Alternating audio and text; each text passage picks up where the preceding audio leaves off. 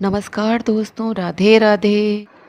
16 दिवसीय महालक्ष्मी व्रत में हम माता लक्ष्मी के गज स्वरूप की पूजा करते हैं। इसके लिए एक चौकी पर आप लाल अथवा पीला कपड़ा बिछाइए। फिर आप एक अष्टदल कमल बनाइए। इसके ऊपर आप एक कलश स्थापित करिए। फिर यहाँ पर आपको माता लक्ष्मी की एक फ़ोटो रखनी है, प्रतिमा रखनी है। देखिए मैंने रखी हुई है। ये माता का गज लक्ष्मी स्वरूप है। यदि आपके पास श्री यंत्र हो तो श्री यंत्र की पूजा भी इस पूजा में की जाती है। मेरे पास यहाँ पर देखिए इसी फोटो में ही श्री यंत्र बने हैं तो मैंने यहाँ पे रख दिया है।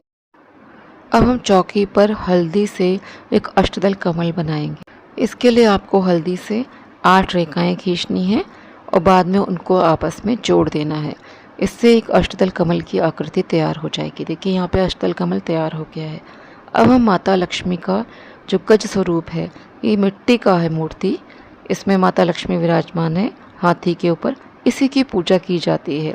ये 16 दिवसीय महालक्ष्मी पूजा में इन्हीं की पूजा की जाती है।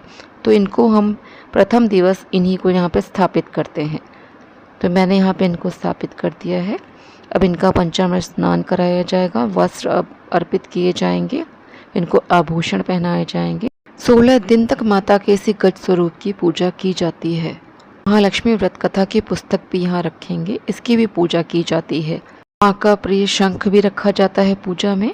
अब हम गणेश जी की कोई प्रतिमा अथवा चांदी के सिक्के में यदि गणेश जी हैं तो उनको भी यहाँ पर स्थापित कर सकते हैं, क्योंकि गणेश जी की पूजा सारी पूजाओं में सर्वप्रथम की जाती है। तो मैंने भी यहाँ पे गणेश जी को चांदी के सिक्के में है माता लक्ष्मी के साथ, उनको वहाँ पर स्थापित कर दिया है।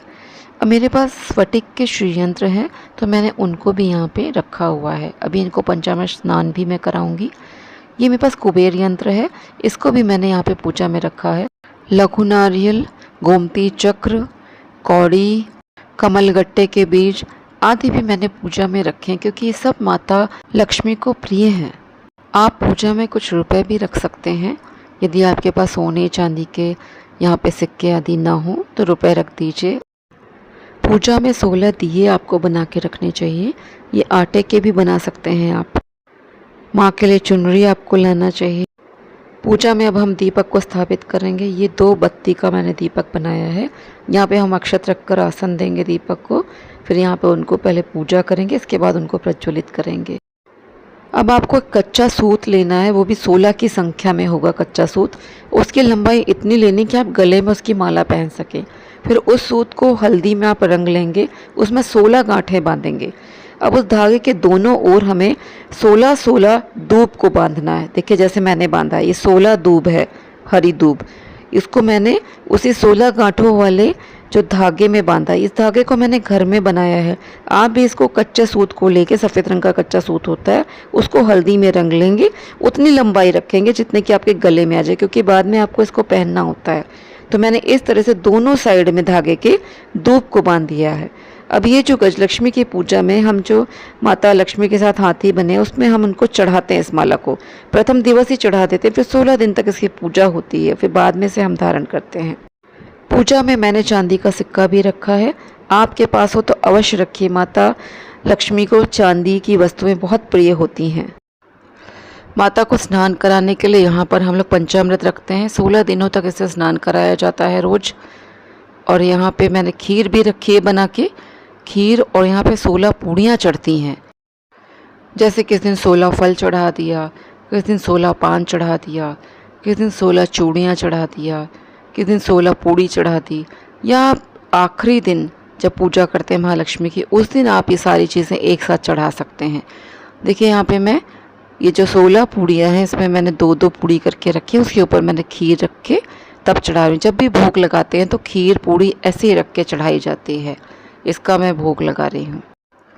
आप चाहें तो माँ को 16 चीज़ें 16 दिन तक एक दिन आप चढ़ा सकते हैं। यहाँ मैंने 16 सुपारी, 16 इलायची, 16 लौंग, मैंने 16 पान भी रखे हैं। ये 16 श्रृंगार है। 16 श्रृंगार, हमारे सारा श्रृंगार की सामग्री जो है वो 16 की संख्या में है। आप इसे 16वें दिन चढ़ा सकते हैं माँ को, कोई ज़रूरी नहीं पहले दिन चढ़ाएं। 16 फूल लिए हैं मैंने।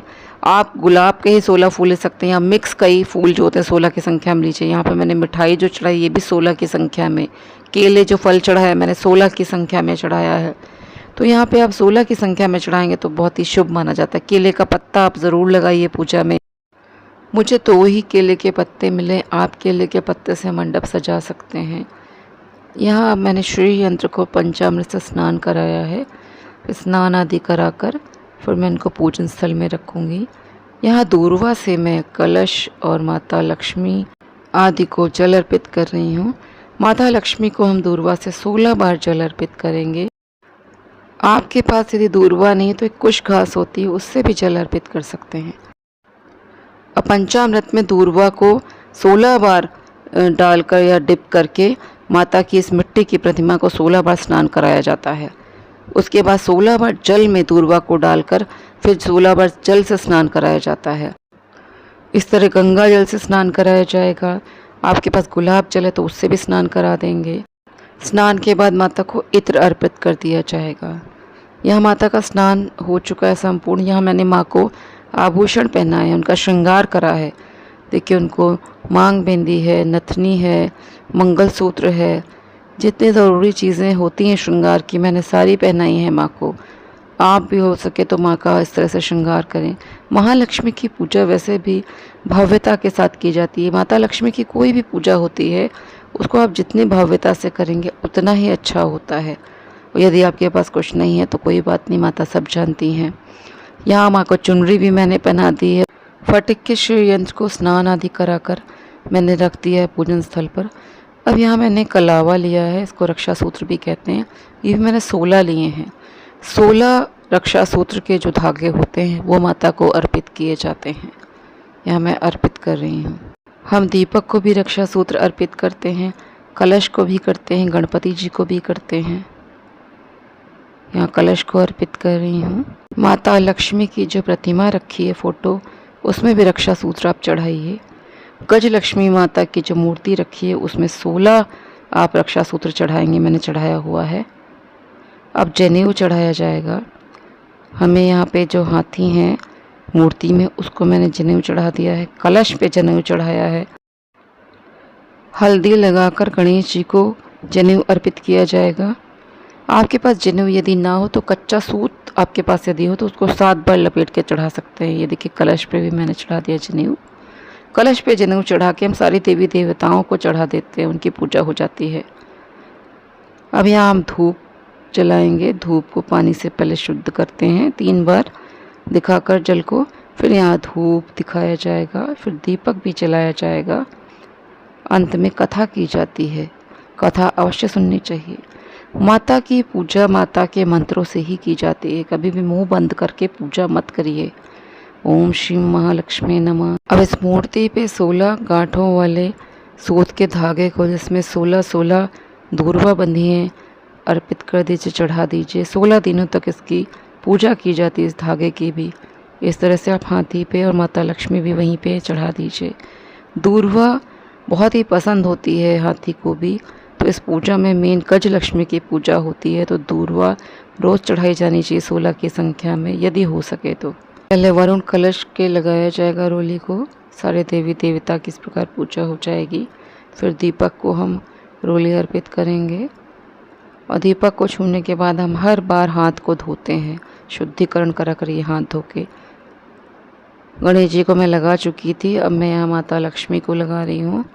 गज लक्ष्मी स्वरूप जो है उनको लगा रही हूँ। फिर फ़ोटो में जो है लक्ष्मी जी उनको भी लगा दूँगी। श्रीयंत्र जो फ़ोटो में है उसको भी मैं लगा दूँगी रोली, और जो स्फटिक के श्रीयंत्र है उनको भी लगाया जाएगा। स्फटिक के जो श्रीयंत्र होते हैं, कोई भी जो श्रीयंत्र होते हैं, उनको इसी लाल रंग का ही जो रोली होता है उससे पूजा की जाती है। अब हम सबको रोली चढ़ाएंगे। रोली में हम थोड़ा सा गंगा जल मिलाकर तब थोड़ा गीला करके तभी लगाते हैं। अब रोली की तरह ही हम लोग यहाँ पर हल्दी लगाएंगे। हल्दी में भी थोड़ा सा गंगा जल मिश्रित करा, सूखी हल्दी नहीं अर्पित की जाती है। हल्दी लगाना भी पूजा में अनिवार्य होता है। हल्दी शुभ मानी जाती है, लेकिन कई देवताओं को हल्दी नहीं चढ़ती, जैसे शिव जी को हल्दी नहीं चढ़ाई जाती है। अब हम माता को पुष्प अर्पित करेंगे। अगर आपके पास लाल रंग का पुष्प है तो बहुत ही उत्तम है। यहाँ मैंने गुलाब के पुष्प अर्पित करे हैं। कमल का फूल माँ को बहुत प्रिय है, अगर आपके पास उपलब्ध हो तो अवश्य चढ़ाइए। यहाँ सारे फूल अर्पित करिए माँ को। पुष्प भी 16 की संख्या में ही चढ़ाए जाएंगे। श्री यंत्र माता का ही रूप होता है, उस पर भी लाल रंग का पुष्प अर्पित करें। गणपति जी को लाल रंग का पुष्प अर्पित करें। सब जगह आपको फूल चढ़ाना है, पुष्प चढ़ाइए, दीपक पे, कलश पे। अब जो भी भोग सामग्री है, खीर पूड़ी है, ये माँ को अर्पित करिए। यहाँ सभी देवी देवताओं को अर्पित करिए। यहाँ पेड़े जो बना के रखे हैं उसका भी भोग लगाइए। पेड़े के बाद आपको फल का भोग लगाना है। खाद्य सामग्री आपने जो भी नैवेद्य के रूप में रखी है सब माँ को अर्पित करें। आप चाहें तो कोई भी एक वस्तु माँ को प्रतिदिन 16 की संख्या में अर्पित कर सकते हैं। अब मैं यहाँ पर श्रृंगार कर रही हूँ। नैवेद्य के बाद जल का आचमन ज़रूर कर दीजिएगा आप। यहाँ मैं काजल लगा रही हूँ माँ की आँखों में। आप भी माँ का श्रृंगार करिए, श्रृंगार अवश्य करना चाहिए। माता को काजल लगाने के बाद मैं उन्हें बिंदी लगाऊंगी, लिपस्टिक लगाऊंगी। माँ को सिंदूर अर्पित करा जाएगा। यहाँ मैं सिंदूर अर्पित कर रही हूँ। आप पीला वाला सिंदूर पूजा में लाया करिए। इसे 16 बार माँ को लगाया जाएगा। 16 बार मैं लगा रही हूँ। यहाँ अब हम पुस्तक का भी पूजन कर रहे हैं। पुस्तक का पूजन आप अवश्य करिए। यहाँ मैं अब इत्र लगा रही हूँ माँ को। आप भी ऐसे ही इत्र लगा देंगे। माँ को अब गुलाब का इत्र लगाइए। पुष्प में इत्र को डालकर फिर उस पुष्प से इत्र लगा दीजिए। अंत में मुख शुद्धि के लिए पान, सुपारी, लौंग, इलायची चढ़ाएंगे और फिर दक्षिणा अर्पित करेंगे। मैंने दक्षिणा अर्पित करी है। दक्षिणा अवश्य अर्पित करिए। यदि पूजा में कोई कमी रह जाती है तो दक्षिणा से वो पूरी हो जाती है। फिर ये 16 दीपक जलाइए, कथा सुनिए। आप हवन भी कर सकते हैं और अंत में आरती करिए। आरती अंत में की जाती है। फिर माँ से अपनी गलतियों के लिए क्षमा याचना कीजिए कि माँ मुझसे पूजा में यदि कोई गलती हो गई हो तो अपनी दासी समझ के माफ़ करिए। मैं आपकी शरण हूँ, शरण हूँ, शरण हूँ। इस तरह से पूजा संपन्न होती है। तो दोस्तों, आज मैंने आपको गजलक्ष्मी पूजा विधिवत बताई है, स्टेप बाय स्टेप बताई है। वीडियो यदि आपको पसंद आया हो तो वीडियो को लाइक करें, शेयर करें। चैनल पे पहली बार आए हैं तो चैनल को सब्सक्राइब करना ना भूलें। नेक्स्ट वीडियो में महालक्ष्मी की व्रत कथा आपको सुनने को मिलेगी, तो आप वीडियो अवश्य देखिएगा। जय श्री कृष्णा, जय श्री राधे।